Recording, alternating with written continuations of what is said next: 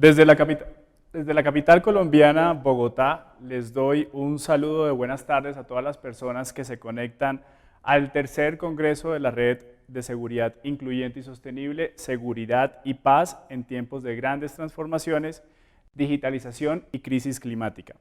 Un evento organizado por el Proyecto de Seguridad con sede en la oficina de la Fundación Friedrich Ebert en Colombia, en colaboración con la FES Argentina y en alianza con el diario El Espectador. Les recuerdo que estamos transmitiendo a través de Facebook Live de las cuentas de la Fundación FESCOL, de la Red de Seguridad Incluyente y Sostenible, @redsec_regional, y desde la página de Facebook de la FES Brasil con traducción al portugués. Mi nombre es Isaac Morales y les estaré acompañando durante estos 4 días de congreso. Esta mañana tuvimos un panel inaugural de lujo donde se abordaron temas relacionados con la seguridad, el medio ambiente y la tecnología. A quienes nos acompañan en nuestra sala de Zoom, quiero recordarles que contamos con traducción simultánea a inglés, portugués y alemán. Esto lo pueden activar en las opciones que aparecen ahí dentro de Zoom.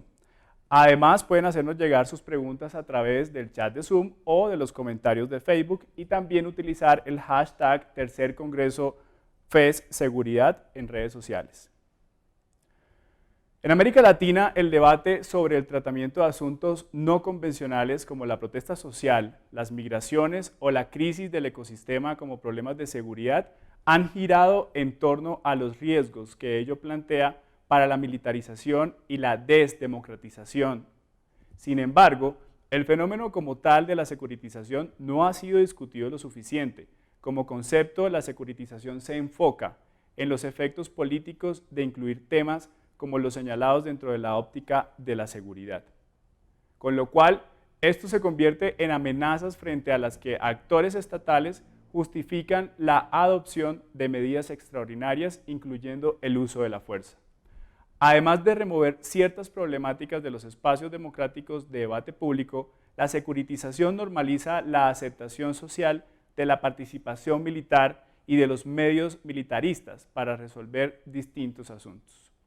Con este contexto quisiera dar paso al panel número 1 de este tercer congreso denominado Securitización, Militarización y Seguridad de las Personas, un debate.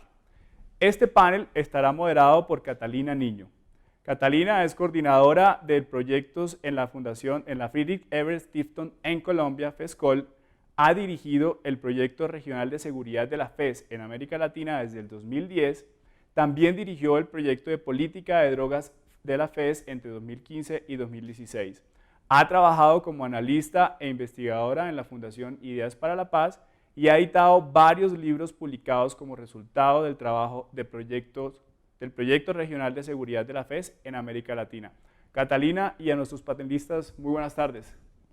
Buenas tardes a todas, a todos. Muchas gracias a quienes se han unido por las redes sociales y también para quienes nos acompañan en nuestra sala de Zoom. Quiero además darle una bienvenida muy especial a nuestros panelistas. Por el momento estamos esperando todavía a uno más, pero debe haber tenido algún problema técnico, vamos a dar paso con los que ya estamos aquí. Quiero presentar a Arlene Tigner, profesora de la Universidad del Rosario. Arlene tiene un doctorado en estudios internacionales de la Universidad de Miami y una maestría en estudios latinoamericanos de Georgetown University. Sus principales áreas de investigación incluyen la sociología del conocimiento en el campo de las relaciones internacionales, la seguridad en América Latina y el hemisferio occidental y la política exterior colombiana y las relaciones entre Colombia y Estados Unidos. Es coeditora de la serie de libros de Routledge Worldling Beyond the West, editora asociada de la revista Foreign Policy Analysis y miembro de las juntas editoriales de las revistas Review of International Studies, International Studies Quarterly y British Journal of Politics and International Relations, entre otras. También nos acompaña la profesora Cristina Mani, que enseña Ciencias Políticas y es directora del Programa de Estudios Latinoamericanos de Oberlin College en Estados Unidos. Recibió su doctorado en Ciencias Políticas de la Universidad de Columbia y que tiene entre sus principales intereses de investigación temas de seguridad regional latinoamericana, relaciones cívico-militares, un tema muy en boga en estos días en la región, y la economía política de las instituciones castrenses. Ha producido trabajos para grupos de reflexión y organizaciones como Transparency International, el Programa de las Naciones Unidas para el Desarrollo, Providing for Peacekeeping, RESDAL y el Instituto Christian Michelsen de Noruega. También es autora del libro Democratization and Military Transformation in Argentina and Chile, Rethinking Rivalry. Y por el momento nos acompaña también Alejandro Chanona, profesor e investigador titular de la Facultad de Ciencias Políticas y Sociales de la Universidad Nacional Autónoma de México, así como miembro del Sistema Nacional de Investigaciones de México en el nivel 2. Ha publicado varios libros y capítulos de libros, así como diversos artículos académicos y reportes de investigación.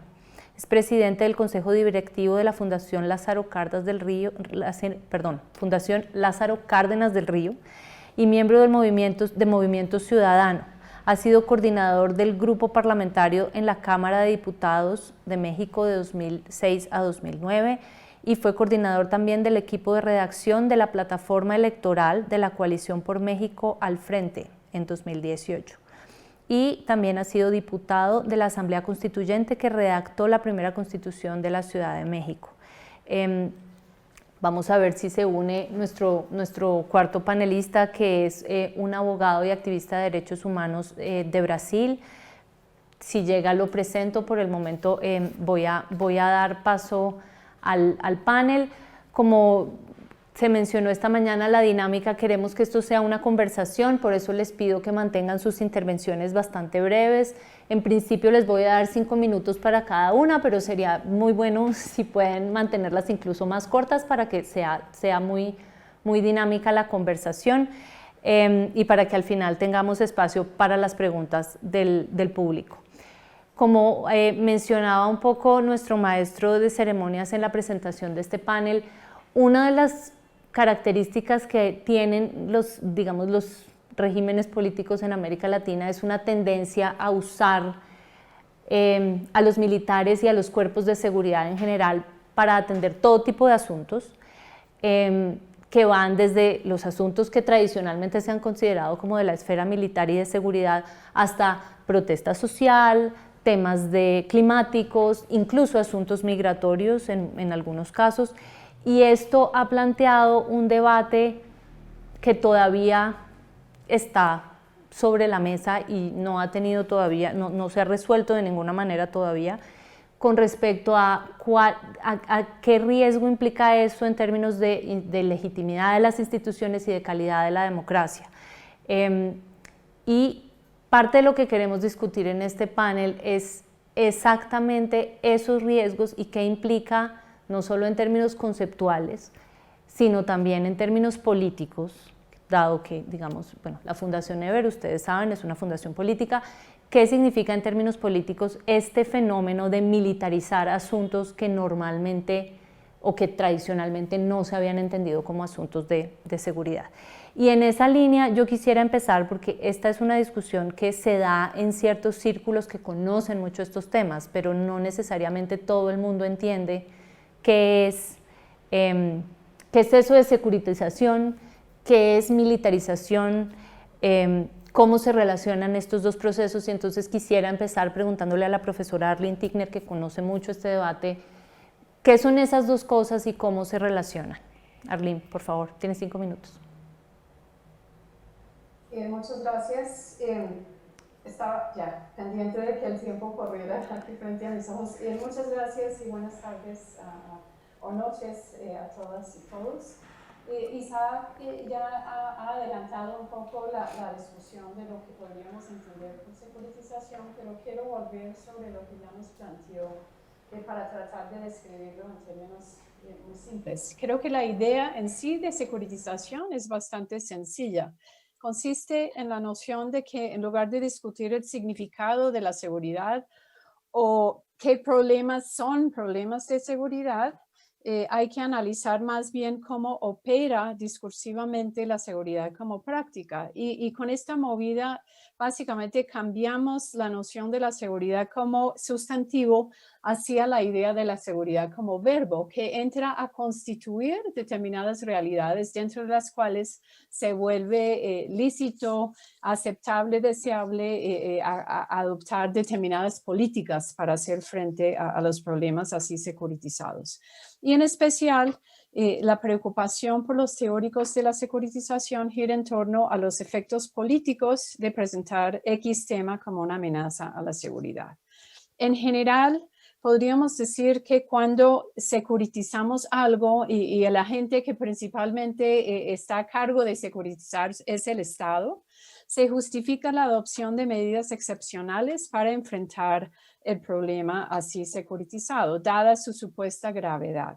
En especial, podríamos decir que se tienden a legitimar la interrupción de las reglas democráticas normales con miras a permitir que los representantes del Estado puedan adoptar medidas de emergencia para combatir la amenaza existencial, dado que en general toda amenaza tiende a plantearse como algo muy grave que existencialmente nos afecta, que si no adoptamos medidas draconianas ya puede que no sobrevivamos la amenaza. Estas medidas incluyen desde la suspensión de derechos y libertades, el cobro de nuevos impuestos y la concesión de poderes excesivos, podríamos decir, al Estado. Y creo que en contextos de debilidad institucional y de influencia significativa de las Fuerzas Armadas, que es característico de América Latina, por no hablar de muchas otras partes del sur global, la militarización constituye uno de estos. Y aquí entiendo militarización básicamente como la normalización de la participación militar y de las medidas militaristas para resolver ciertos problemas, como los bloqueos de vías públicas, como estamos viendo en el contexto colombiano actualmente, y de la mano de esto su aceptación social. En general, quienes hablan de securitización y militarización dirían que si no hay aceptación social, al menos parcial, es muy difícil que estas movidas puedan surtir éxito. Entonces tiene que haber algo de aceptación social, salvo que un golpe de Estado, por ejemplo, reemplace al poder civil y tome el control total. Y no es lo que ocurre generalmente con estos procesos. Y en este sentido, la militarización es un proceso, lo entiendo como un proceso en el que ideas militaristas acerca de cómo funcionan las sociedades y los seres humanos se van adoptando. Entre estas ideas podríamos recalcar la idea de que las Fuerzas Armadas son el último árbitro de todo tipo de conflicto, que las relaciones jerarquizadas de autoridad producen orden en situaciones de caos y desorden, que la existencia de enemigos es algo natural y inevitable tanto en las relaciones sociales como las de los estados. Todo esto básicamente plantea un dilema político, por no decir normativo, a la hora de acudir e invocar la palabra seguridad. Y para los teóricos de la securitización, la salida es la desecuritización, o en otras palabras, el retorno de la discusión a los conductos normales democráticos públicos. Sin embargo, es difícil, creo, imaginar la desaparición de la seguridad del discurso político por completo y de nuestras mentes, con lo cual el imperativo es, creo, primero, hacer visible el carácter problemático de los procesos de securitización. Segundo, evidenciar los intereses estatales en la raíz de la securitización, sobre lo cual podríamos hablar en la siguiente ronda. Tres, reivindicar aproximaciones distintas, por no decir disidentes a la seguridad. Y cuarto, desestatizar a la seguridad mediante la construcción bottom-up de este concepto. Y con esto termino. Muchas gracias. Muchas gracias, Arlene, por además el estricto respeto del tiempo. Em, Perdón, ahí tengo un ruido adicional. Ya, creo que ya. Disculpen. Mu- Perdón, un segundo, solucionamos aquí un problema técnico que tenemos, tengo aquí, estoy oyendo la interpretación. Pero bueno, muchas gracias, Arlene. En esta discusión sobre qué es lo que significa militarización, hay ahí una pregunta importante que tiene que ver con el... uy, excusas. Perdón la pregunta, ustedes están escuchando el canal en inglés, ¿no es cierto? ¿No? Ok, perfecto. Entonces trataré aquí de ignorarlo.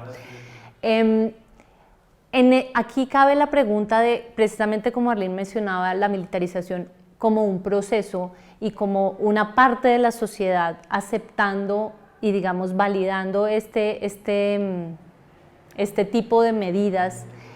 ¿Cómo es digamos, cómo son los impactos en términos de la legitimidad de las instituciones en sociedades que están muy divididas? Digamos, en Colombia y en muchos otros países de la región, nuestras policías son altamente militarizadas, por una parte, pero adicionalmente también se recurre a las Fuerzas Armadas y Fuerzas Militares para atender asuntos, por ejemplo, como la protesta social. Lo vimos en Chile, lo estamos viendo hoy en Colombia. Y esto tiene unas consecuencias muy importantes en términos de cómo la sociedad se relaciona con las instituciones de seguridad. Y quisiera darle la palabra a Cristina Mani para referirse un poco como a ese dilema y a esas divisiones sociales profundas que hay en nuestros países frente a estos temas concretos.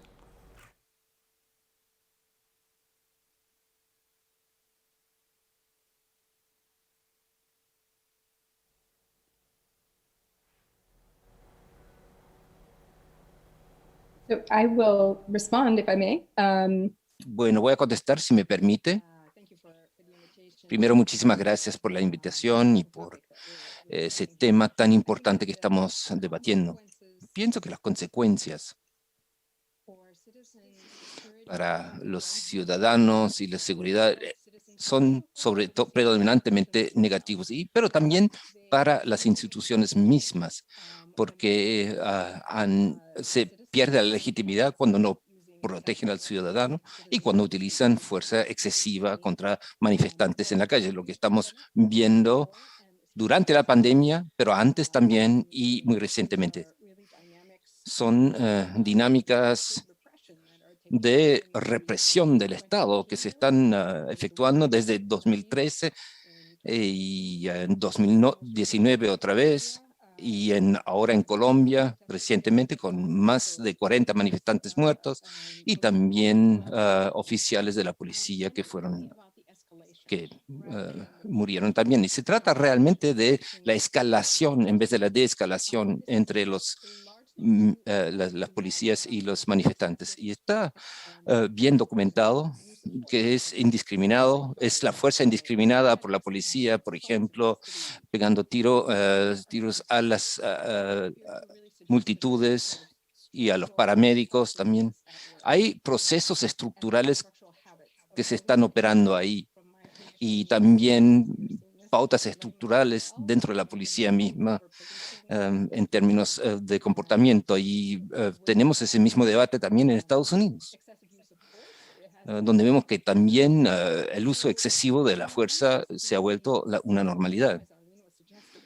No es nada nuevo, sino que tiene raíces en procesos más amplios que se han ido paulatinamente gestando a través de décadas. Quisiera mencionar uno, primero, que es el Estado perdiendo capacidades de cubrir y satisfacer las necesidades de los ciudadanos. Y hay también necesidad, sobre todo para los más vulnerables, de recibir ese servicio. Y después también hay hay la proliferación de actividades criminales y de grupos no estatales criminales. Y eso crea una atmósfera donde en los sondeos y los políticos siempre responden a los sondeos y los políticos entonces reciben un argumento para ser aún más estrictos, es decir, más violentos. Y es una paradoja donde tenemos una sociedad donde no hay una red de protección de seguridad que tiene que ser brindada por el Estado y al mismo tiempo el mismo Estado está corrompido por actores criminales. Así que tenemos, por un lado, la reducción del Estado y por el otro lado, el fracaso de la reestructuración de las fuerzas policiales. En los años 80 y 90 hubo, por ejemplo, intentos de crear y profesionalizar las fuerzas policiales en la región. No fueron exitosas en todas las regiones, pero lo que después se falló realmente pasar una reforma más profunda de las fuerzas policiales. Se ha redirigido ahora al contexto doméstico y hacia las comunidades. Y es ahí donde la experiencia del público es una experiencia de inseguridad, salvo que sea el caso donde pagan para su propia seguridad. El equipo, por ejemplo, de las policías, las unidades antidisturbios, por ejemplo, muy equipados, y el equipo está diseñado para grandes retos, para grupos criminales, por ejemplo, o grandes disturbios, y se están utilizando en el día a día cada vez más comúnmente. Lo vemos también en Estados Unidos, y eso redobla y le da auge a las protestas que piden una reforma de las fuerzas policiales. Bueno, ahí las instituciones militares no quieren participar en el dominio público, pero muchas veces se utilizan como ayuda para las fuerzas policiales que no están bien financiadas en muchas ocasiones. Creo que el problema para la confianza ciudadana es muy grave y tiene graves consecuencias para la democracia ese desarrollo. Y vemos también que en sondeos públicos que la manera que hay una reducción de apoyo para la policía y hay cada vez más apoyo para liderazgo autoritario y ya lo hemos visto en algunas elecciones como por ejemplo en Estados Unidos y Brasil que han surtido entonces un efecto político también muy grave. Muchas gracias, Cristina. Precisamente esos efectos políticos es algo sobre lo que me gustaría conversar un poco con Alejandro. Y aquí quisiera un poco preguntar dos cosas. Hay como una tensión, una dicotomía. Muchas veces, por ejemplo, en situaciones de desastres naturales en donde se trae a las Fuerzas Armadas y a, digamos, cuerpos de seguridad a atender las situaciones y aquí la población les da la bienvenida y digamos, se espera que sean estas instituciones las que respondan. Por otra parte, están todas estas desconfianzas y estos problemas de legitimidad que se generan cuando las fuerzas de seguridad son traídas a atender problemas como, por ejemplo, las protestas sociales. Y en el caso, un poco también quisiera, Alejandro, de pronto tú puedes hablar sobre esto en México, por ejemplo, el manejo del fenómeno migratorio. ¿Qué efectos políticos tiene eso? No solamente los efectos en el corto plazo, sino en el largo plazo. ¿Tú cómo ves los impactos que tiene esta dinámica repetitiva de traer a las fuerzas militares o de seguridad a atender estos fenómenos en la forma en que se relaciona la ciudadanía con los partidos políticos y con las instituciones democráticas y, digamos, sí, con la política en general? Por favor, 5 minutos. Gracias, Catalina. Utilizaré mis 5 minutos tratando de ser muy ágil a una pregunta o a varias preguntas tan importantes, pero de fondo, y agradecerte en principio al programa de seguridad sostenible e incluyente de la FES esta invitación.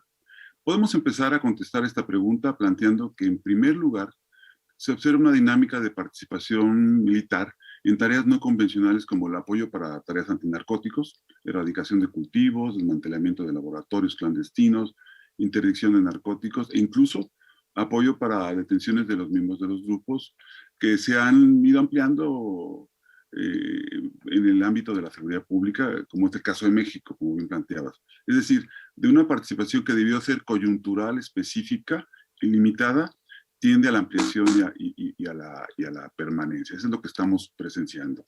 En el caso de donde los grupos criminales tienen capacidad de operar y grandes capacidades incluso de acceso a armas de fuego, se ha optado por fortalecer la respuesta de los gobiernos abriendo la puerta a los militares, no fortaleciendo las policías.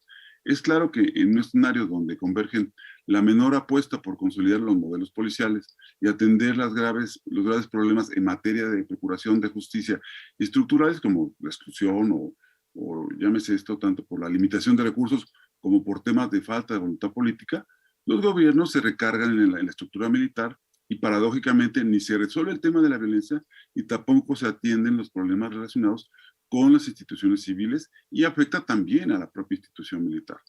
En este primer rubro de temas entrarían otras tareas no convencionales, como el apoyo, como ya planteabas, en casos de emergencias, desastres naturales, o hasta para el apoyo en temas de desarrollo, campañas de vacunación.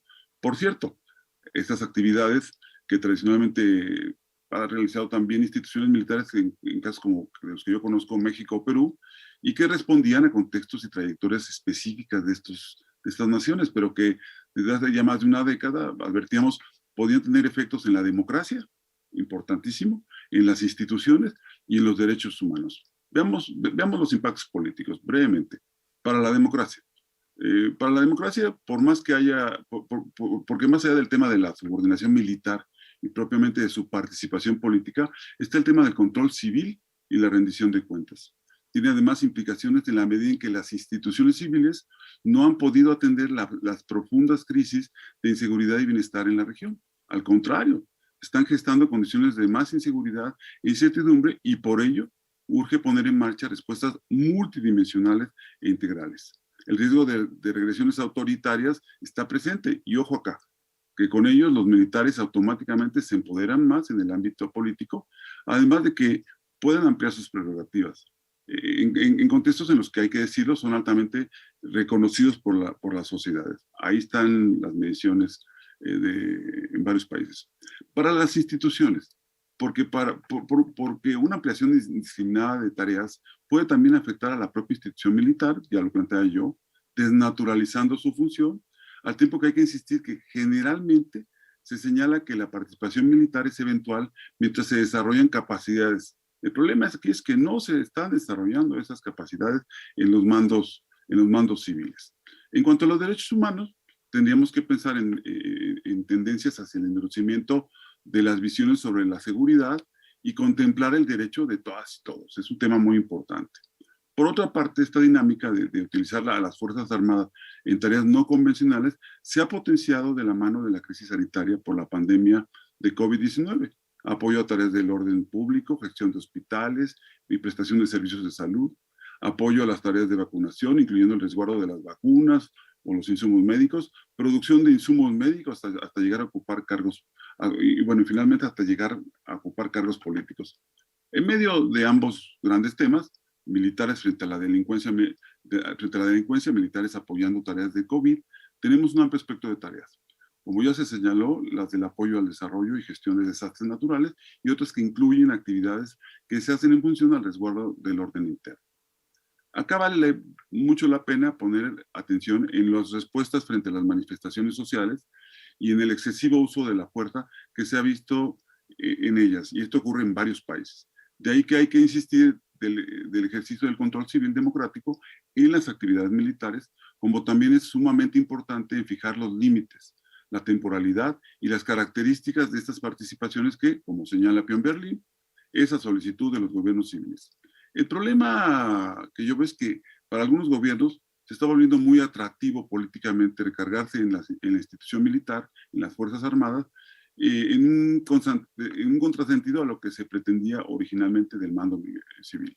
El problema es que no se pueden dar soluciones militares unidimensionales a los diversos problemas que enfrentan los países y las sociedades, ya que no todos los temas tienen necesariamente que pasar por la óptica de la seguridad y de la securitización en una lógica de amigo-enemigo. Por un lado, las amenazas complejas como la delincuencia organizada requieren de respuestas integrales. Por otro, fenómenos como la crisis climática y la pobreza requieren enfoques donde se ponga en el centro de las preocupaciones a las personas. Ya disertaremos un poco más sobre cómo transitar hacia un concepto distinto al de seguridad dura. Hay que decir también que a pesar de que después de las transiciones a la democracia se trató de impulsar la reconversión militar, una revisión de los marcos constitucionales dan cuenta de las misiones ampliadas que permiten buena parte de las cartas magnas de la región, incluyendo otorgar a los militares tareas de orden interno. Concluyo. Entonces no hay que perder de vista en el debate la trayectoria de las Fuerzas Armadas latinoamericanas, los contextos nacionales y la relevancia que el tema ha tenido para la democracia. Muchas gracias. Muchas gracias, Alejandro. Digamos, de esta discusión un poco uno de los elementos que yo, digamos, no rescato porque no es algo positivo, pero es que en América Latina tenemos esta larga tradición de usar cuerpos de seguridad para tareas internas, de seguridad interna, y que nos ha costado un trabajo enorme, tanto desde la sociedad civil, como desde la academia, como desde la política, encontrar otros caminos. Y yo pienso que parte de la razón es que hay un amplio sector de la sociedad, y me gustaría que brevemente cada uno de ustedes me dé su opinión al respecto. Hay una parte que puede ser pequeña en ciertas sociedades, en otras será más amplia, que ya compró esa idea de que se necesitan, o que es una forma de resolver de atender estos fenómenos, recurrir a los cuerpos de seguridad, y entonces políticamente no existe, diríamos, masa crítica para hacer un cambio real en ese frente. Yo he trabajado en este proyecto por ya más de 10 años, y una de las cosas que he notado es que desde hace 10 años, y seguramente desde antes, porque yo no llegué al inicio de este debate, se habla de que es necesario un control civil de los cuerpos de seguridad, mayor transparencia y rendición de cuentas.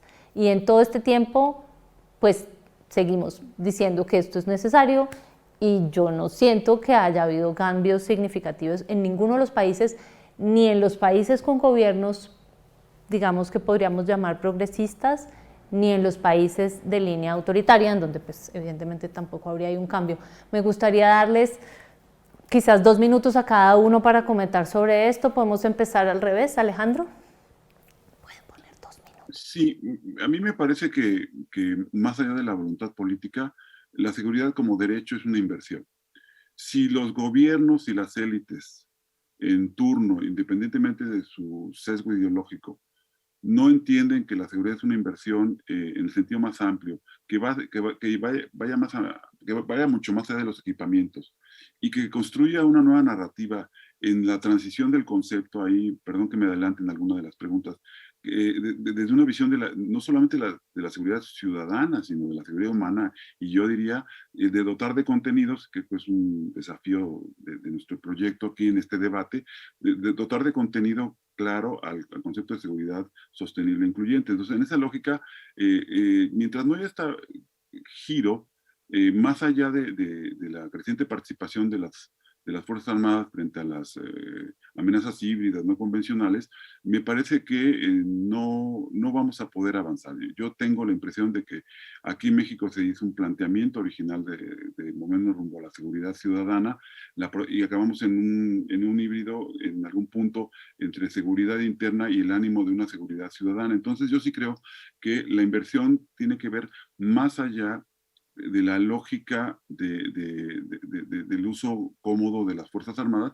y concluyo señalando de la importancia de regresar a la idea de la profesionalización de los mandos policiales bajo subordinación civil para construir un paradigma distinto. Creo que sí se puede, y la lógica se demuestra que en México municipios con el mismo nivel de pobreza o los mismos desafíos de inclusión y exclusión social, en unos dependiendo del modelo es más efectiva la seguridad que en otros. Entonces sí hay caminos que hay que buscar conjuntamente.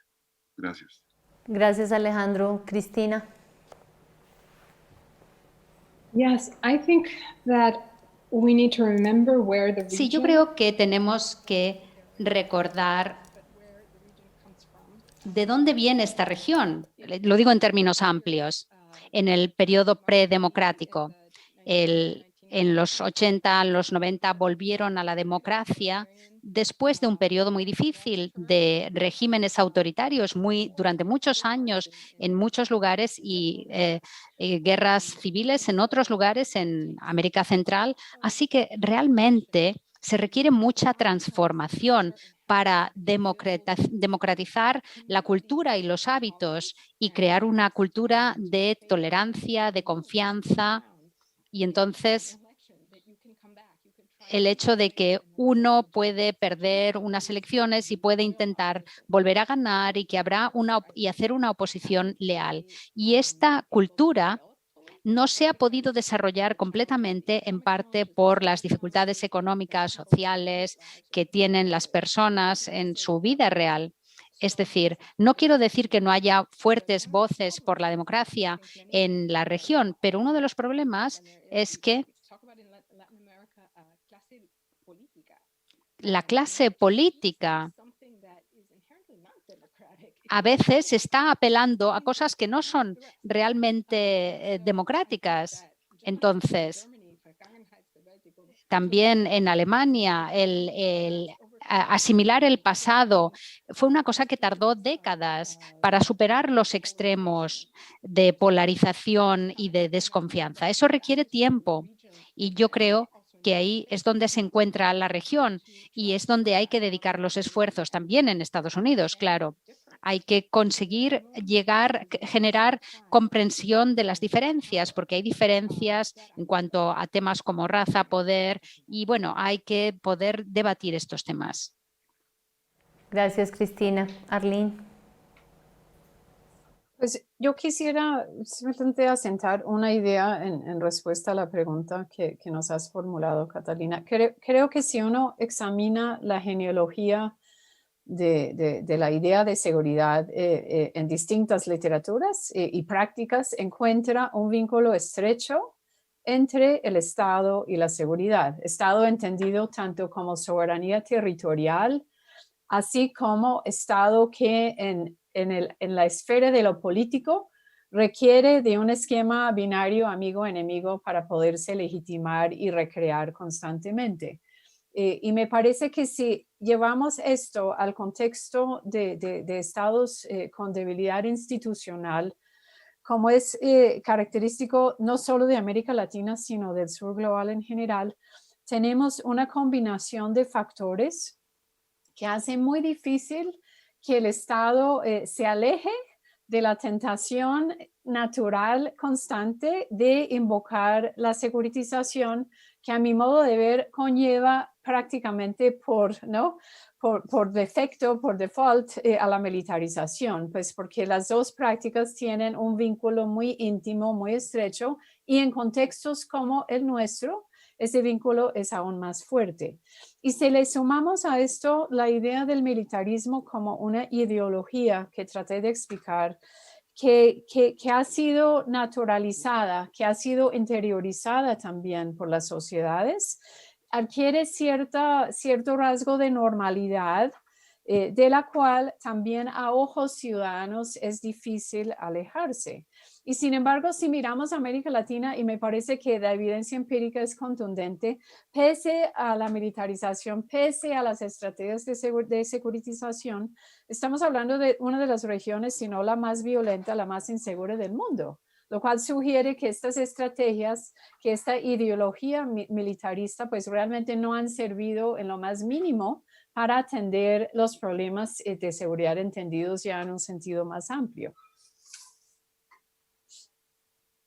Es cierto que, bueno, es complejo separar la noción de seguridad de la noción de Estado, y ahí ha surgido ya desde hace bastante tiempo este concepto de la seguridad humana.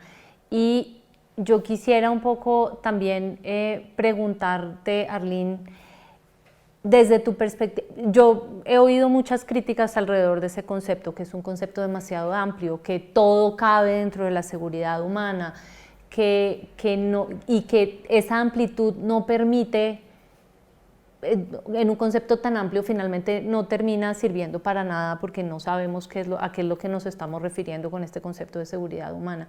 Y esta red y este congreso tienen un poco la búsqueda queremos pensar en un concepto de seguridad que tenga en cuenta a todas las personas y que sea sostenible en el tiempo, no estas dinámicas de seguridad en donde se logran mejoras temporales y luego esas mejoras se pierden o surgen otro tipo de problemas, por ejemplo, asociados a violencia o a este descontento social, por ejemplo, que ha llevado a los estallidos que hemos visto, por ejemplo, en Chile o bueno, también en Colombia, que tiene una dinámica un poco diferente por el conflicto armado, pero ¿cómo logramos pensar conceptualmente en una seguridad que no sea solamente atada a la seguridad del Estado, sin sobreextendernos?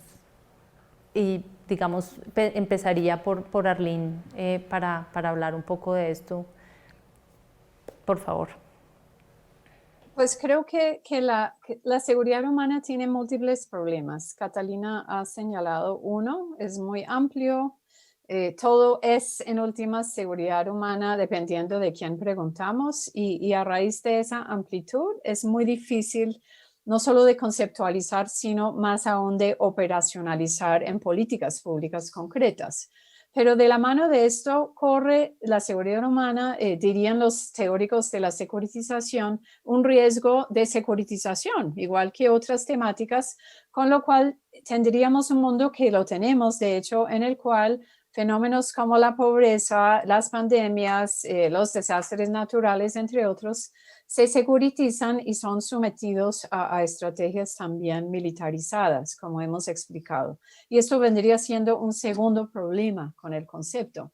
Creo que un tercero es que, por más que hablemos de seguridad humana, si el vínculo entre seguridad y Estado es tan estrecho como he insinuado, siempre volvemos a la centralidad del Estado, incluso a la hora de pensar en la seguridad humana. Y de hecho, en la práctica, creo que es muy sencillo observar de qué modo distintos estados, organismos internacionales, actores privados, incluso algunas ONG, se han apropiado de la idea de la seguridad humana en pro de legitimar y justificar determinadas políticas.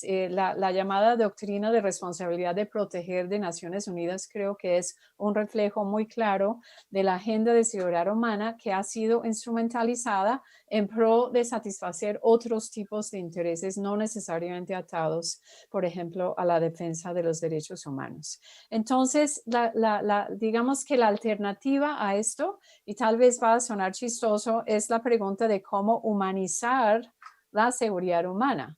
Y cómo humanizarla, pues comienza por descentrar la discusión hacia el nivel local y hacia distintos grupos sociales que en sus experiencias vividas están mejor capacitadas, tal vez que los estados, hablándoles desde arriba para abajo, en dar cuenta de sus inseguridades y en participar en una conversación acerca de qué tipo de medidas serían apropiadas para atender estas múltiples fuentes de inseguridad. Y voy a parar, pero podríamos ahondar en la siguiente ronda en esto si quieres.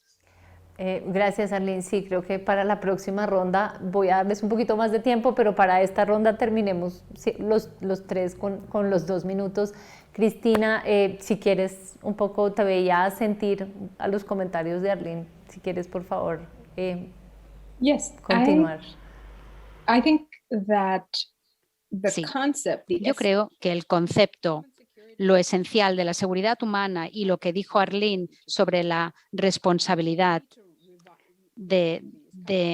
es muy importante. Tenemos que recuperar estos conceptos. Se han interpretado, se han dejado ahí negligidos en un rincón y como resultado ahora parecen más problemáticos y complejos, pero los seres humanos son complejos y la seguridad como bienestar es compleja en sí. Y por eso ahí es a lo que tenemos que volver. Tenemos que regresar a entender en las breves vidas que tenemos en este planeta, qué tipo de vida queremos tener en una sociedad democrática, ya sean robustas o frágiles, pero hay ciertos parámetros que no, y es que nadie debería estar por encima del Estado de Derecho, y esto es inherente. Y eso es difícil, y lo digo en función de mi experiencia aquí en Estados Unidos, incluso en las democracias más bien establecidas, porque siempre hay actores y fuerzas que intentan tener más poder y que van a intentar manipular el sector público, las instituciones públicas, en su propio beneficio.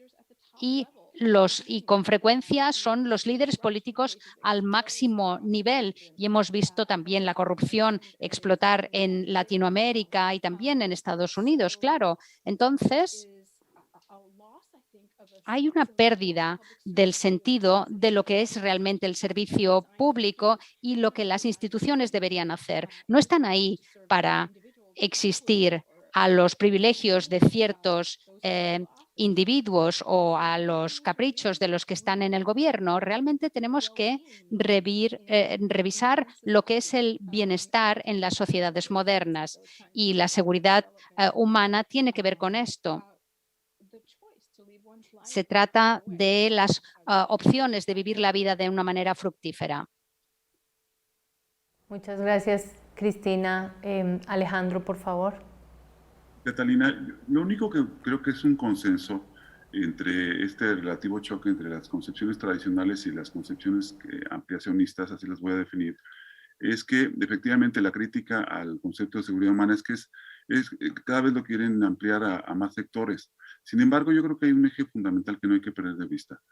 Cuando tú dejas de preocuparte como estudioso o estudiosa de la seguridad del Estado, y te mueves a preocuparte por la seguridad de las personas, cambia tu visión de una visión estadocéntrica a una antropocéntrica, en donde la seguridad humana da parámetros, pero requiere algo que se tenga que pulir. Es decir, la seguridad humana efectivamente tiene sus tres ejes, ¿no? La libertad de no temer, de no carecer, y la autodeterminación o la libertad para una vida digna.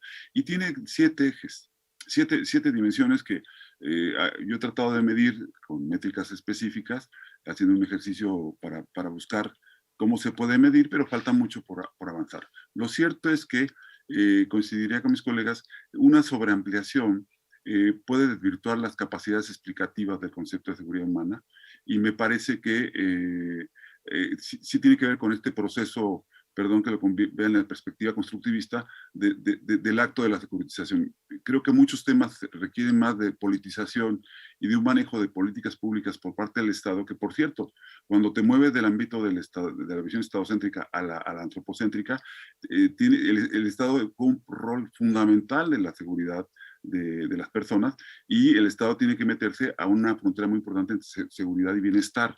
Pero en esta lógica lo que quiero señalar es que sí me parece que tendríamos que esperar una visión más cercana a la seguridad sostenible e incluyente, y ya llegaremos a ese punto. Pero ese es mi primer comentario al respecto. Quiero, antes de seguir con la discusión del panel, mencionar por qué Joel Luis, nuestro cuarto panelista, no pudo llegar. Me imagino que algunos de ustedes escucharon a principios de mayo hubo básicamente una masacre en una favela en Río de Janeiro. Y Joel es un activista de derechos humanos que trabaja en las favelas de Río, y al parecer tiene en este momento una situación de seguridad muy complicada y está en una reunión atendiendo ese asunto, y por eso no pudo llegar. Quería como también contarles que hay una razón por la cual no está acompañándonos. Y bueno, esto también tiene todo que ver con muchos de los elementos que están por debajo de lo que estamos discutiendo aquí, y es cómo garantizamos seguridad para todos y también derecho de los respetos para todos, y la posibilidad digamos, de disentir también o de expresar opiniones contra el gobierno que está en cierto momento en un país. Yo quería, digamos, continuar esta discusión pensando ya en cómo pensamos entonces en una seguridad más incluyente y sostenible, tratando de salir de estas lógicas de securitización y militarización. y no sé si esto va a funcionar así, pero me gustaría pedirle a cada uno de ustedes 2 o 3 factores que ustedes, o criterios que ustedes piensen que uno debe tener en cuenta para dar esta discusión sobre cómo tenemos un concepto de seguridad que realmente nos incluya a todas y todos y que pueda ser sostenible, que tenga unos beneficios en términos de seguridad que sean sostenibles en el tiempo. Empecemos esta vez por Cristina y ahorita, por favor, 3 minutos también para el máster. Gracias. Okay, thank you. That's an important question. Bueno, una pregunta muy importante. Pienso que la educación está en el núcleo, en el centro de una transformación a largo plazo. Una cosa que no se puede esperar es que haya un cambio de un día para otro, pero tiene que haber una reconsideración, reconceptualización de la manera en que el Estado interactúa con el público. Y una manera de hacerlo es la educación pública. Y pienso que es una de las medidas más importantes que el Estado brinda a la sociedad. Es una posibilidad que sea una clase, que sea primer nivel o de educación más alta, es un lugar para el debate, para escuchar, para opiniones distintas que se pueden manejar, que pueden ser entendidas y que son clave para la democracia. Y yo pienso que es una de las piezas claves en ese debate. La idea de privatizar la educación no es la solución, porque eso lleva a una forma de élite.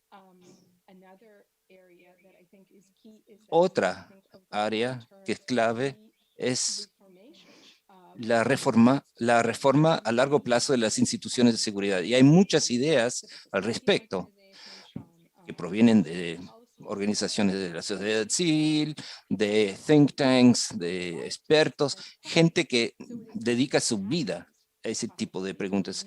No hay una ausencia o una falta de ideas, pero le tenemos que dar prominencia también. Les tenemos que escuchar a los expertos que trabajan en el ámbito. Y en tercer lugar, tenemos que invertir en el bienestar de la sociedad. Y a países individuales, aislados, no pueden hacerlo, pero se necesita un contacto a nivel internacional para el desarrollo de instituciones y autoridades que protegen a las personas. Lo que vemos es que cada país nacionaliza y se defiende según los intereses que define. Y eso habla mucho de la situación que estamos viviendo a nivel global. Esos pueden ser lecciones para la próxima pandemia o para crisis de índole regional que existen, pero si podemos asumir esa responsabilidad, podemos trabajar mejor en cooperación. Muchas gracias, Cristina. Arlene, 3 minutos. Pues Cristina me evita tener que hablar del Estado, entonces simplemente quiero reiterar que cuando digo que hay que desestatalizar a la seguridad, no estoy sugiriendo que hay que liberar al Estado de sus responsabilidades para con sus ciudadanos. Y creo que Cristina ya nos ha hablado de algunas de esas responsabilidades y horizontes. Quisiera plantear un par de ideas. Primero, me parece que pensar en seguridad sostenible, incluyente o alternativa exige resignificar la seguridad con base en la co-construcción de conocimientos acerca de la violencia. Cuando pensamos en seguridad, creo que estamos pensando sobre todo en la ausencia de violencias de distintos tipos. Y tal vez habría que comenzar reivindicando estas nociones casi que de violencias estructurales a lo Galton o a lo feminista, en términos de la existencia de múltiples lógicas interconectadas de violencia y de inseguridad que merecen por igual un reconocimiento, que merecen ser tratados de igual importancia. con base justamente en las experiencias vividas de distintos grupos sociales. Entonces, cuando pienso en cómo resignificar la seguridad con base en esta co-construcción, estoy visualizando un ejercicio multiactor en donde evidentemente el punto de partida son grupos que no han tenido la oportunidad de participar en la conversación, grupos marginales sobre todo, que han sido las víctimas principales de distintos tipos de violencia, pero también actores del sector privado al sector estatal, entre otros. Creo que el problema es que cuando hablamos de seguridad, por más que incluyamos a los individuos, los términos de la conversación son términos fijados por actores muy limitados. Entonces, creo que el primer desafío es imaginar una conversación en la cual distintos actores o stakeholders pueden entrar a participar. Lo segundo, con miras a la desecuritización o al desmonte de las ideas estadocéntricas de seguridad, es cómo deshacer la seguridad o cómo transformarla en este apego genealógico, si se quiere, a la integridad y soberanía territorial, o esta relación yo-otro, amigo-enemigo en la raíz del concepto mismo de la seguridad. Y creo que un aliciente para esto son las ideas de seguridad relacional y codependencia en seguridad que vienen desarrollándose desde el feminismo, por no hablar del pensamiento, por ejemplo, afrodescendiente o indígena. Entonces, entender mi seguridad como algo que depende del bienestar y de la seguridad de otros no es un concepto ni siquiera tan ajeno. Tenemos ideas de seguridad cooperativa, seguridad colectiva, pero aquí estoy pensando ya a nivel societal en la codependencia y las relaciones que debemos entender como íntegras a nuestro bienestar colectivo. Y por último, creo que la idea feminista de una ética del cuidado viene siendo una manera de revisualizar la seguridad en términos incluyentes y sostenibles. La centralidad del cuidado en la vida cotidiana creo que es apenas obvia, y sin embargo no solemos asociar el cuidado con la idea de la seguridad.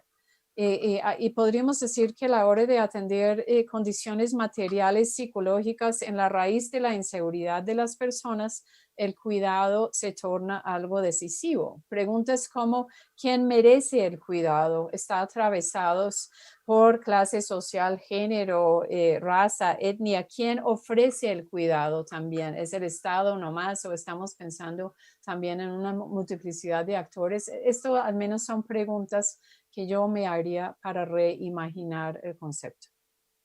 Muchas gracias, Arlene. Alejandro, tres minutos, por favor. Gracias. Me parece a mí muy importante llamar la atención con 2 o 3 ejes sobre la posibilidad de un desafío al paradigma tradicional de seguridad, que no necesariamente se refiere a sustituir al Estado frente a una serie de, vamos a llamar, amenazas existenciales al Estado y a las personas. Y en ese sentido me parece que lo que hemos discutido por mucho tiempo es el que no sea el Estado el que monopolice el concepto y la posibilidad de que exista o no la condición de la seguridad, sino que tiene que haber una amplia participación de las personas. Yo creo que en muchas sociedades, mientras más amplia es la participación de las personas, se colma y se culmina en un concepto de seguridad ciudadano amplio que me parece que tiene grandes posibilidades. Segundo, me parece que la frontera entre seguridad y desarrollo tiene grandes posibilidades, y me refiero sobre todo al tema del bienestar. Y el tema del bienestar rebasa por mucho la idea de un acto terrorista, de un ataque de un grupo organizado criminal, y se puede referir, por ejemplo, en el marco del desarrollo, al tema del medio ambiente. ¿A qué me refiero? Hoy en día, una de las grandes amenazas al planeta es una amenaza no solamente a la naturaleza, que ya es todo un tema de la relación naturaleza-personas, sino que se refiere también a sus consecuencias. Hoy en día, el cambio climático está generando amenazas existenciales a las personas, y ya tenemos casos como el de Darfur, que hay éxodos por temas climáticos, y los empezamos a ver en muchas regiones del mundo. Y eso se refiere a la seguridad humana. Es una de las dimensiones del tema del medio ambiente.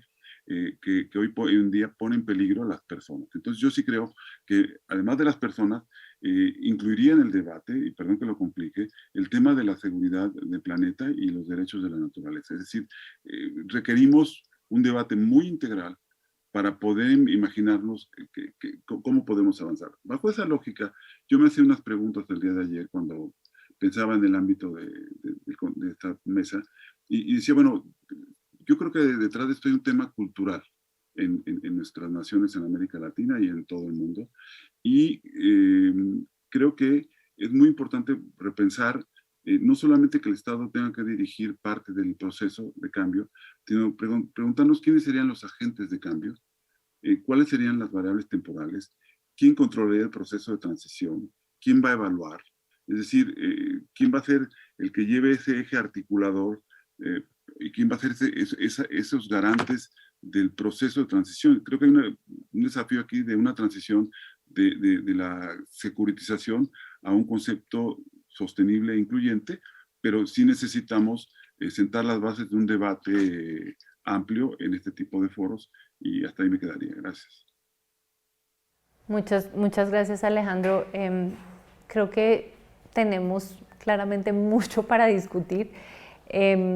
Me parecen muy interesantes varias de las cosas que han mencionado, y frente, digamos, al desafío de tener estas discusiones que ustedes plantean, yo les tendría, digamos, quiero empezar a traer las preguntas del público porque hay varias que me parece que tienen que ver un poco con cómo logramos dar esta discusión, y es una es sobre la voluntad política para poder tener estas discusiones, así como Alejandro señalaba, de manera integral, y también pensemos, claramente estos son debates complejos que toman tiempo, pero en general en América Latina me da a mí la impresión de que los debates que se dan en términos de seguridad, en donde participa más gente y en donde la sociedad en general se interesa más, son los que ocurren asociados a los ciclos electorales. Y ahí a mí me queda una duda grande, y es cómo logramos generar espacio político para que estas discusiones se puedan dar realmente de una manera integral. Y si me permiten, voy a hacer también algunas otras de las preguntas que han surgido. También para el público quiero mencionar, digamos, la coordinación técnica que hemos hecho para este evento. Las personas deben escribir sus preguntas, y nuestro maestro en ceremonias lo mencionó al inicio, y a mí me están haciendo llegar sus preguntas, entonces no necesariamente sé de quién viene cada pregunta, pero aquí voy a plantearlas. Una es un poco por qué, si nuestros países se presentan como países en donde impera el Estado de Derecho, por qué a los gobiernos parecen no importarles las consecuencias negativas sobre la democracia de recurrir reiterativamente a las fuerzas de seguridad para atender asuntos que tienen que ver con temas más sociales que otra cosa. También hay una pregunta sobre un poco cómo funciona esto en el escenario internacional, si no hay otras regiones del mundo, otros países en donde pase lo mismo, donde haya estos fenómenos de securitización.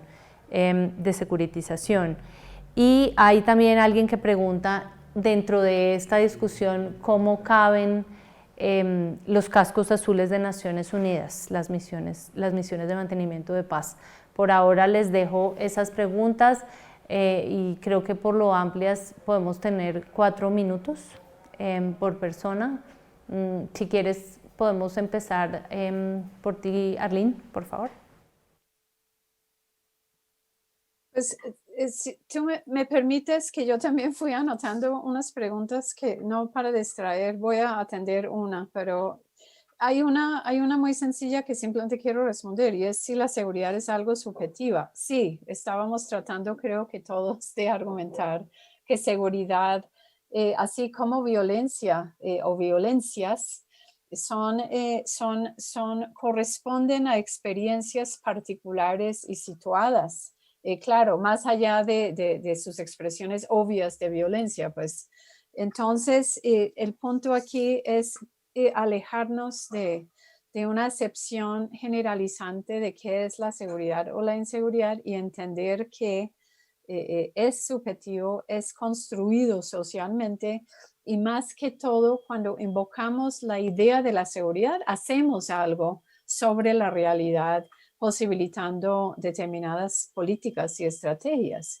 Y en este sentido, pues quería atender la pregunta sobre la relación democracia-seguridad, si entendí bien la pregunta, Catalina. Seguridad muchas veces obra en contravía de la democracia.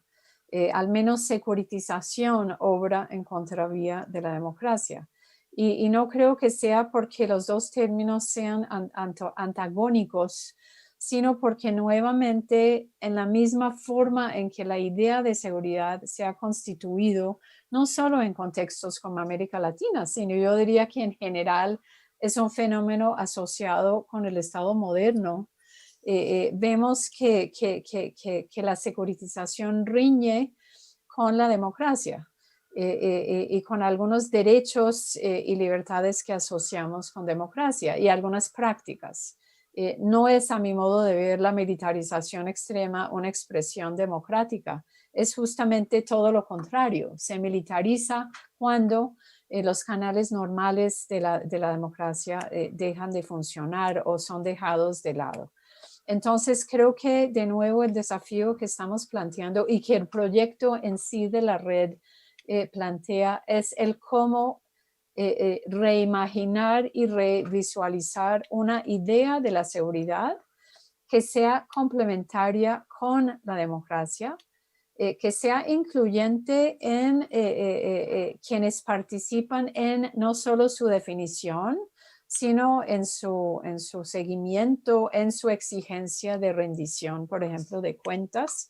Y esto plantea varios desafíos. Otra de las preguntas que estaban en el chat relacionado con esto es si puede haber una seguridad incluyente y sostenible cuando la sociedad es desigual y excluyente. Y es una muy buena pregunta. Mi respuesta sería evidentemente no.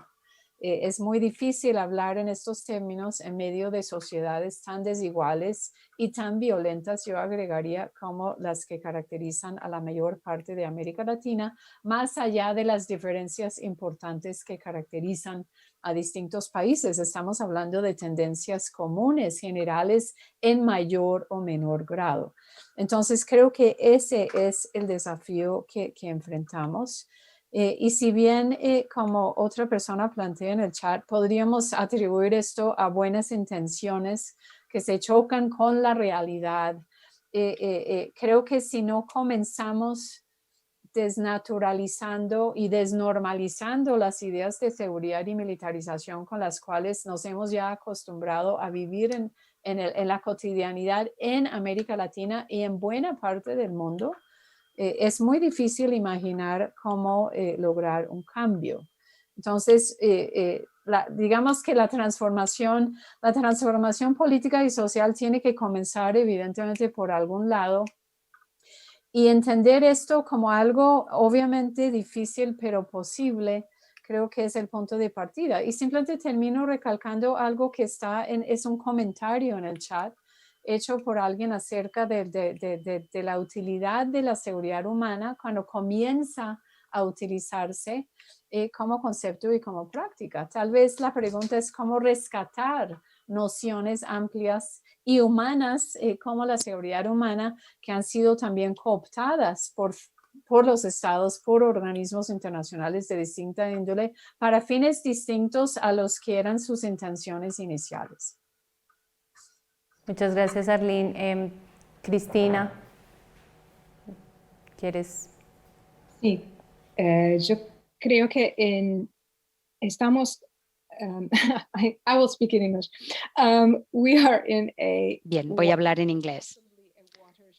Nosotros estamos aquí en un momento definitorio. Tenemos una situación global en la cual somos más conscientes que nunca de las tendencias transnacionales. Entonces tenemos la oportunidad de reflexionar sobre lo que nos es más valioso en nuestras sociedades. Y pensando así, yo creo que tenemos que pensar cómo imaginamos la seguridad y que es un concepto de sociedad. Y tiene que ver con la esencia de cómo queremos vivir nuestras vidas y que no es algo que venga a través del uso de la fuerza, sino que se trata de generar recursos y capacidades para hacerlo posible. Bueno, podemos aprender, por ejemplo, de la justicia transicional. La justicia transicional no es es hacer que las sociedades sean más justas. Y esto no ocurre a través de los tribunales, pero esto recalca la importancia de un sistema judicial que funcione y que sea realmente objetivo y que siga la ley y que no favorezca, que no esté dominado por el favoritismo y que favorezca a los que estén en el poder. Así que tenemos que tener una paz y una justicia en la transformación, pero tenemos que reflexionar también sobre lo que están realmente, en lo que están ahora nuestras sociedades. Y tenemos que excavar hasta que salga a la superficie la verdad.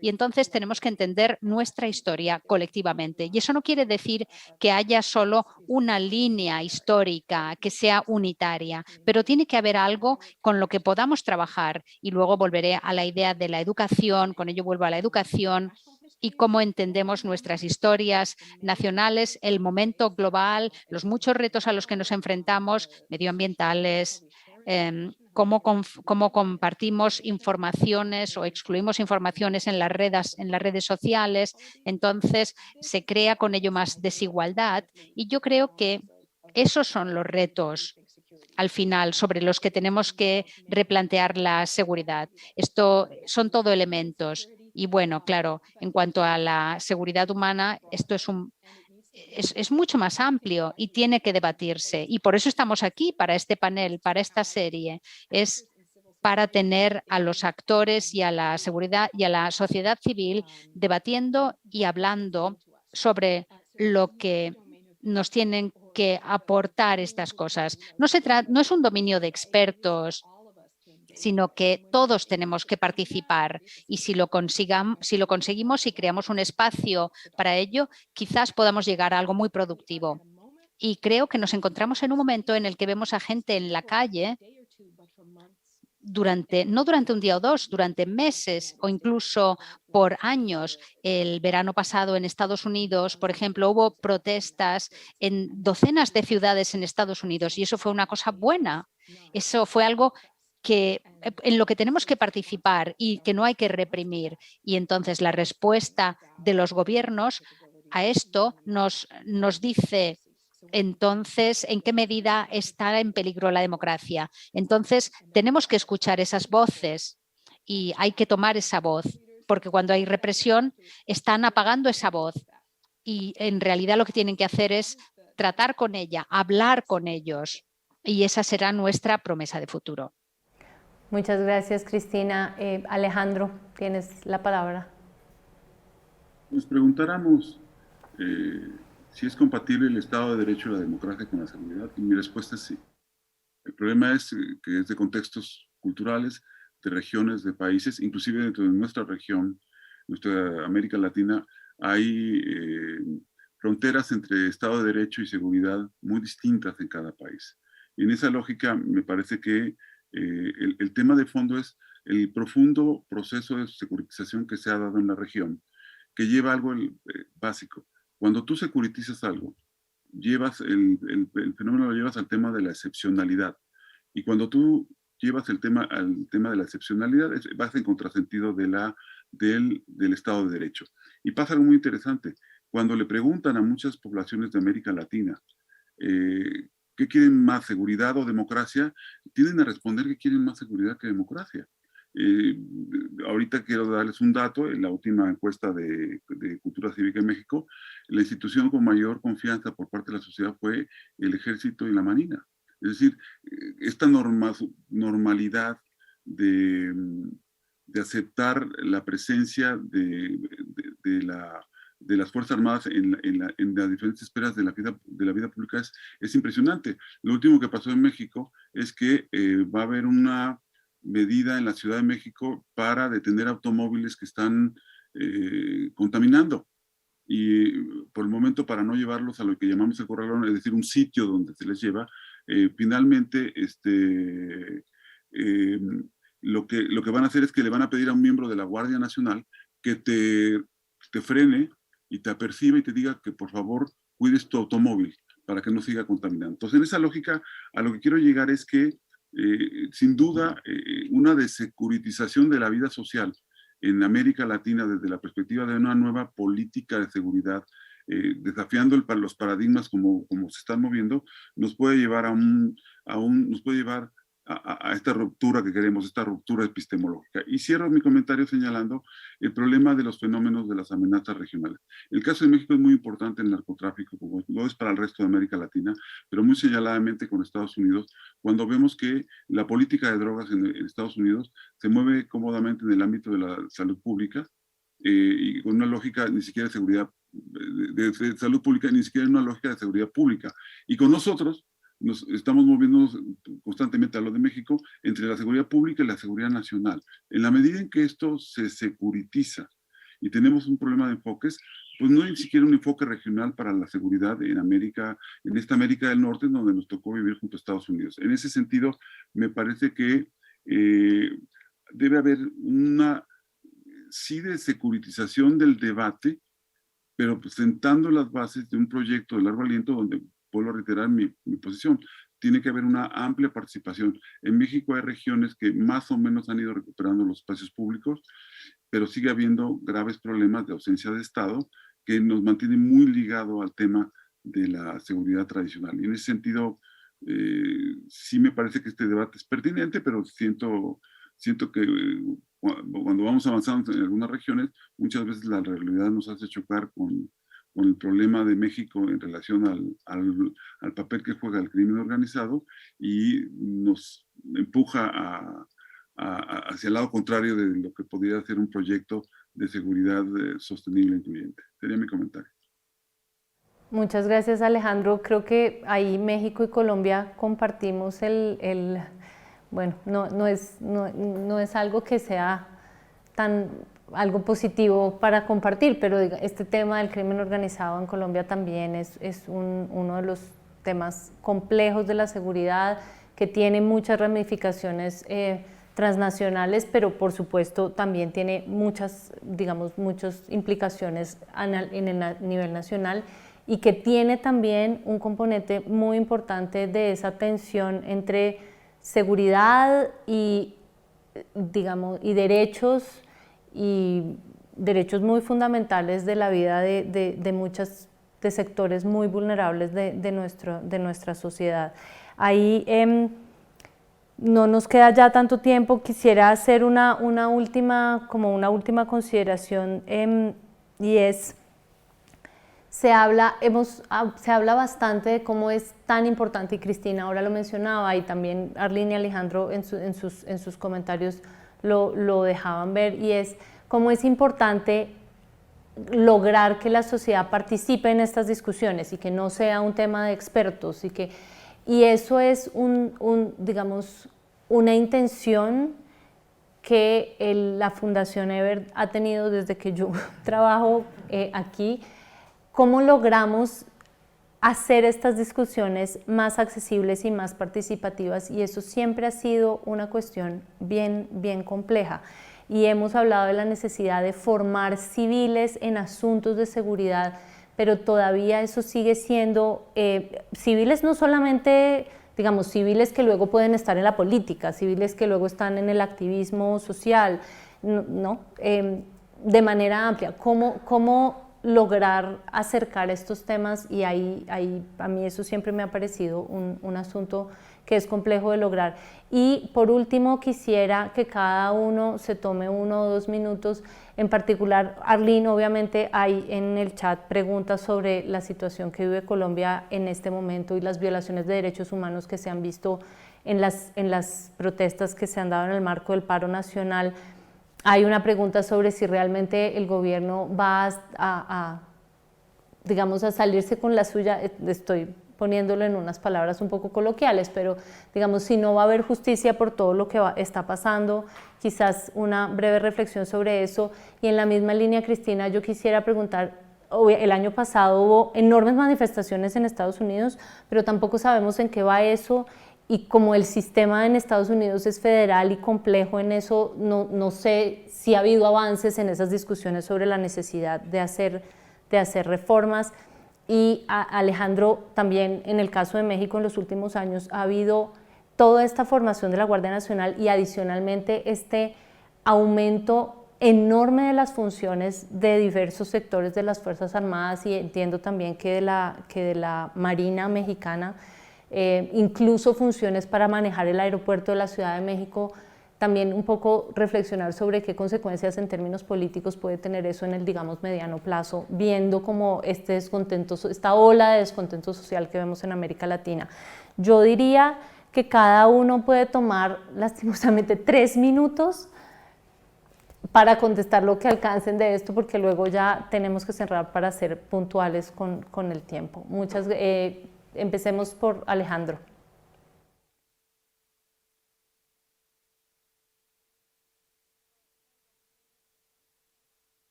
Sí, claro. Viendo algunas de las preguntas y comentando, contestando la última reflexión, lo que yo tengo de los datos que yo tengo sobre América Latina, de por qué es el continente más violento, es que tenemos entre el 8 y 9% de la población a nivel global, pero generamos alrededor del 35% de la violencia medido con homicidios dolosos, es decir, el número de asesinatos por cada 100,000 personas.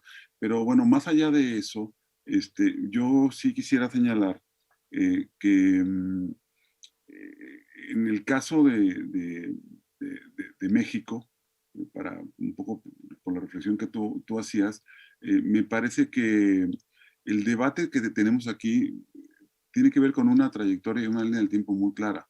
Desde los años 80 se hablaba mucho de la penetración del crimen organizado en el Estado mexicano, y se hablaba de una etapa predatoria, es decir, había un acuerdo o pacto entre sectores de la élite política y el crimen organizado que era rentista, es decir, se tributaba, había derecho de paso, había lo que llamamos aquí compra de voluntades, es decir, había recursos para ellos.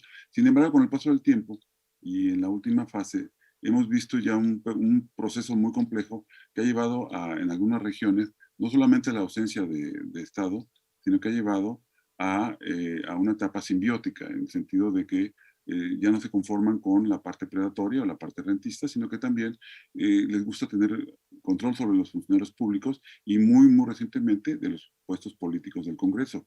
En esta última etapa, nosotros en 8 días tenemos elecciones y hemos tenido una de las elecciones más violentas en la historia reciente de México, pues han estado matando a candidatas y candidatos a las alcaldías y a las diputaciones federales y locales. Y en ese contexto se habla, pues, imagínense ustedes, de la complejidad de la seguridad real del Estado, en el sentido de territorio, población y gobierno, para el Estado mexicano. Entonces, yo sí siento que tiene que haber algún giro en algún momento en donde podamos nosotros plantear, ganar un debate. Y cuando digo ganar un debate, con esto cierro, hacer una propuesta distinta de diferentes actores de cambio, que sí creo que tendremos que seguir insistiendo, no bajar la guardia, porque finalmente las noticias regularmente han sido malas recientemente, pero me parece que sí va a pasar por un esfuerzo mayor de democratización, pero también de la construcción de un paradigma distinto en donde yo le apostaría y creo en ello, no solamente de seguridad ciudadana, sino de seguridad humana. Gracias. Muchas gracias, Alejandro. Cristina. So the question of increasing the ability of civil society to contemplate, to think about, to act. Muchas gracias. La habilidad de aumentar la sociedad civil para realmente cubrir sus intereses. Yo pienso que hay un momento donde un debate, es un momento donde tenemos más debate popular que antes. Preguntas acerca del papel del Estado, cómo se vincula la sociedad civil con el Estado, cómo el Estado puede ejercer autoridad y su legitimidad. Y los líderes políticos se están evaluando estrechamente. Yo pienso que nos da la posibilidad de tener debates. Estamos realmente, me estoy refiriendo a nivel de las comunidades. Muchas comunidades tienen vínculos con grupos sociales, con grupos religiosos. Estos pueden ser los sitios, los espacios donde juntos podemos reflexionar, no solamente en términos de cohortes, sino en términos de acciones e interactuaciones entre distintos grupos, para tener una conversación entreconectada. Eso, el Internet nos brinda muchas posibilidades de comunicar, pero muchas veces también nos permite simplemente limitarnos a las ideas principales que nos gustan. Tenemos que generar un debate más amplio. Hay gente que no están para sobrepasar las barricadas, pero están ahí para ofrecer ideas para una transformación. Y ponerle coto sería equivocado. El paso correcto es asumir este reto, este desafío y sentarse en una mesa con las personas que en la sociedad civil están reclamando cosas. Así que hay un compromiso que hacer con las preocupaciones de una gran parte del público, de la audiencia. El otro punto que acabas de mencionar, y en términos de Estados Unidos, pienso que es muy indicativo que en una situación donde de pandemia, donde la gente estaba en confinamiento, había más gente que se fue a elegir y eligió a Joe Biden como presidente y defendieron también una mayoría demócrata en el Congreso. Eso también resalta la capacidad que existe. Hay gente que ve que está impactada por las elecciones y entonces se moviliza para ir a las elecciones. Y la gente tiene algo que reclamar y creo que en Estados Unidos se manifestó y se confirmó esto, y que hay una democratización de la justicia también. Y la reacción por parte de la reacción del republicano, por ejemplo, es la de tratar de ponerle coto y límites a esa capacidad de alzar la voz. Hemos visto en muchas ocasiones una controversia y también la controversia acerca del resultado de las recientes elecciones en Estados ha sido horrífico en ese sentido. Muchas gracias, Cristina. Arlene, 3 minutos para cerrar.